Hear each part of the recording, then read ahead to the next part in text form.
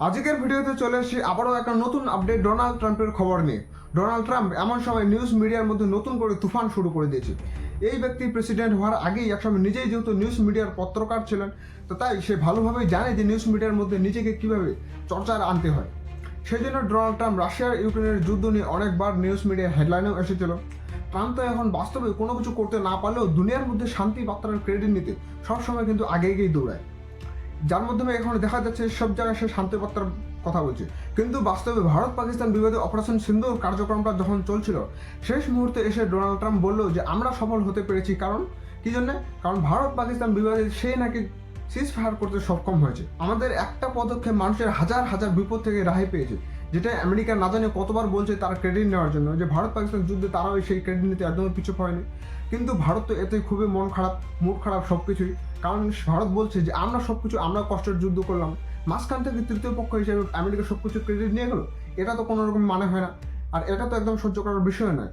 যার পরিণামস্বরূপ ভারতের বিভিন্ন ছোট বড় প্রতিনিধি বিদেশে গিয়ে বলতে শুরু করলো যে দেখো, আমরা কিন্তু যা করা দুই দেশে মিলে করছি, এখানে আমেরিকার তৃতীয় পক্ষ হিসেবে কোনো রকম কার মানে থাকে না। তাই ডোনাল্ড ট্রাম্পের এখানে এমন ধরনের কোনো রকম বার্তার বাস্তবে কোনো যুক্তি নেই। কিন্তু এইবার যখন সেম একই কাজ ডোনাল্ড ট্রাম্প আবারও করতে গিয়েছে রাশিয়া ইউক্রেনের যুদ্ধের বিষয়টা নিয়ে, সে কিন্তু পুরোপুরি ফেসে গেছে। কারণ ডোনাল্ড ট্রাম্প ভেবেছিল যে দুনিয়ার মধ্যে যা যা ঘটে সব কিছুতে আমরা আগে এগিয়ে আপডেট দিয়ে থাকি। এইরকমই একটা নতুন আপডেট নিতে গিয়ে ডোনাল্ড ট্রাম্প যখন রাশিয়ার প্রেসিডেন্ট ভ্লাদিমির পুতিনকে ফোন করলো, সঙ্গে সঙ্গে ভ্লাদিমির পুতিন বলে উঠলো যা হওয়ার হয়ে গেছে, কোনো ব্যাপার নেই, এখন আমরা আমাদের প্রতিশোধ চরমভাবে নেব। এতে কে কী করার আছে সেটা পরবর্তী সময় দেখা যাবে, সেটা হয়তো একটু আগে অথবা পরে যে কোনো সময় হোক না কেন। ভ্লাদিমির পুতিনের এই কথা শোনার পর ডোনাল্ড ট্রাম্পকে সবাই আঙুল তুলে কথা বলতে শুরু করলো যে বাহ ডোনাল্ড ট্রাম্প, কি এমন কাজ করলে, তোমার না আপডেট দেওয়ার কথা ছিল? তাহলে এই আপডেট দিলে যেখানে বলা হচ্ছে যে পুতিন নাকি আবার ইউক্রেনের মধ্যে হামলা করা হবে, যেখানে হাজার হাজার মানুষের প্রাণও যেতে পারে। এখন ডোনাল্ড ট্রাম্প না তো পারছে কোনো কিছু বলতে, না তো পারছে কোনো কিছু সহ্য করতে। আর অন্যদিকে বেচারা ইউক্রেন, সে তো মনে মনে আগে থেকে ভেবে নিয়েছে যে আজকে এই দিনটা দেখার জন্যই আমরা তোমাদের সঙ্গে বন্ধুত্ব করছিলাম ডোনাল্ড ট্রাম্প। আমাদের অর্ধেক সম্পত্তি, রেয়ার আর্থ ম্যাটেরিয়াল পুরোপুরি পার্মানেন্টলি তোমাদের হাতে তুলে দিয়ে আজ আমাদেরকে সেই ভয় দেখাচ্ছ যার থেকে আমরা ভয় পাই, যার থেকে আমাদের বাঁচানোর কথা, আজ তারই ভয় আমাদেরকে দেখাচ্ছ, এবং সেটাও বলছো যে সেই নাকি আমাদের উপর হামলা করতে আসবে। তো আমি বলতে চাচ্ছি, তুমি আমাদেরকে সতর্ক করছো নাকি ভয় দেখাচ্ছ? দুটার মধ্যে কোনটা? নাকি একটাও নয়। কিন্তু কোনো কিছু তো আর করার নেই। আসলে এর প্রথম মামলাটা শুরু হয় প্রথম নিজেই ইউক্রেন থেকে।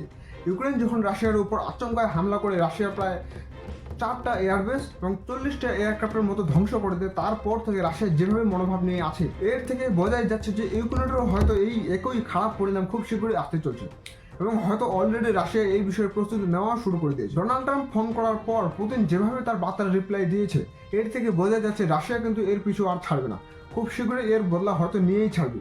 সেটা একটু আগেই হোক কিংবা পরে হোক, সেটা তো ভবিষ্যতের সময় গেলেই বোঝাই যাবে। বাকি ডোনাল্ড ট্রাম্প এখন নিজেই মনে মনে ভাবছে যে নিজের নাম উজ্জ্বল করার জন্য, ক্রেডিট নেওয়ার জন্য আমরা যে কাজ করতে চাইছিলাম সেটা কি আদৌ হয়েছে?